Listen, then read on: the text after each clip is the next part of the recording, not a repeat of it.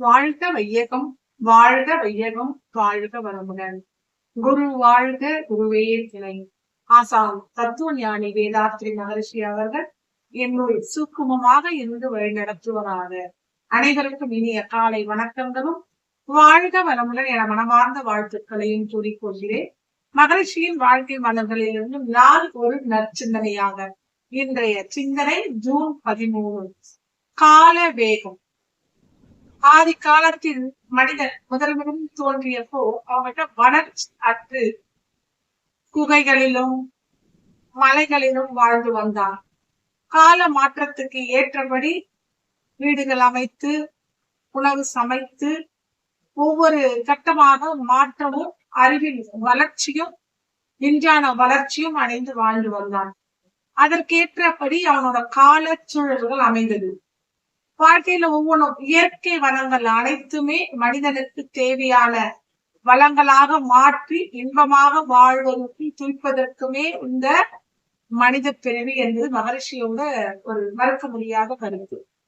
இறைவன் தன்னை யார் என்று ரசிப்பதற்கு இறுதியாக பூத்த மலர் எது அப்படின்னு சொன்னா அது மனிதன் தான். மனிதன் தான் எதிலிருந்து தான் வந்தது என்பதை உணர்ந்து தான் யார் என்ற தத்துவத்தையும் உணர முடியும் என்பது யாருன்னா அது மனிதன் தான். அந்த மனிதனுக்கு விஞ்ஞான வளர்ச்சி ஏற்பட்டு அந்த விஞ்ஞானத்தை கொண்டு மெய்ஞானத்தையும் உணர்ந்தாங்க. ஆனா அந்த விஞ்ஞானத்தின் வளர்ச்சியின் உச்சம் அப்படின்றப்போ மனிதன் அணுவை கண்டுபிடிக்கிறாங்க. அணுவை கண்டுபிடிக்க சொல்ல அதனால மனிதனுக்கு அழிவு தவிர ஆக்கம் கிடையாது. போர் என்பது மனிதனை மனிதன் கொண்டு குறிக்கும் செயலே போர் என்பதும் மகிழ்ச்சியோட கருத்து. அப்படின்னு சொன்னா அந்த அணுவால ஒரு நல்ல விஷயத்துக்கு அது பயன்படுத்த முடியாது. அதை அணுவை கண்டுபிடித்த அந்த விஞ்ஞானியே தன்னோட புத்தகத்துல குறிப்பிட்டாரு, தான் மனிதன் முன்னேற்றத்துக்காக தான் இந்த அணுவை கண்டுபிடிச்சான். ஆனா அந்த அணுவில பாதகமான செயல்கள் தான் நிறைய இருக்கு அப்படின்னு சொல்லிட்டு, அப்படி இந்த அணுவை நம்ம நல்ல முறையில் பயன்படுத்துறதுக்கு அந்த விஞ்ஞான வளர்ச்சிக்கு மனிதன் தன்னை உணர்ந்து அந்த வழியில மக்களை கொண்டு செய்யறதுக்கும் ஒரு நல்ல முன்னேற்றம் அடைவதற்கும் தான் இந்த மனித சமுதாயமே. ஆனா மனித சமுதாயம் தவறான வழியில் அதை பயன்படுத்தி அவங்களும் துன்புற்று மற்றவரையும் துன்பத்தில் ஆழ்த்துறதுதான் இந்த அணு. இதை ஏன் கண்டுபிடிச்சாங்க அப்படின்றதும் இருக்கு. அப்போ மனிதன் ஒரு கால வேகத்துக்கு ஏற்ற மாதிரி எல்லாமே மாறிடுச்சு.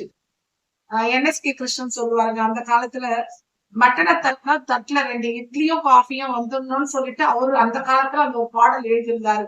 அந்த காலத்துக்கு ஏற்ற இப்ப நமக்கு எல்லாமே விஞ்ஞான மயமா ஆகுது. விஞ்ஞான மயமானதுனால மனிதர்கள் உடல்ல நிறைய நோய்கள் நிறைய பிரச்சனைகளை வந்ததுல சந்திக்க ஆரம்பிச்சாங்க.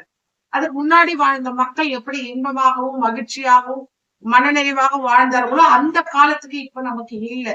இதை மாற்றி அமைக்கணும்னா நம்ம வேதாத்திரியோட இந்த மனவள கலையிலான அனைவரும் இணைந்து உடலுக்கான உடற்பயிற்சி, மனதுக்கான தியாயம், உயிருக்கான காயக்கல்பம், அகத்தவம், அகத்தாய்வு, குணநல பேரு, முழுமை பேரு என்ற நிலையை கூட இதுல நாம் அடைய முடியும் என்று கூறி இன்றைய சிந்தனைக்கு நன்றியும் வாழ்க வளமுடன் என வாழ்த்துக்களும் கூறிக்கொள்கிறேன்.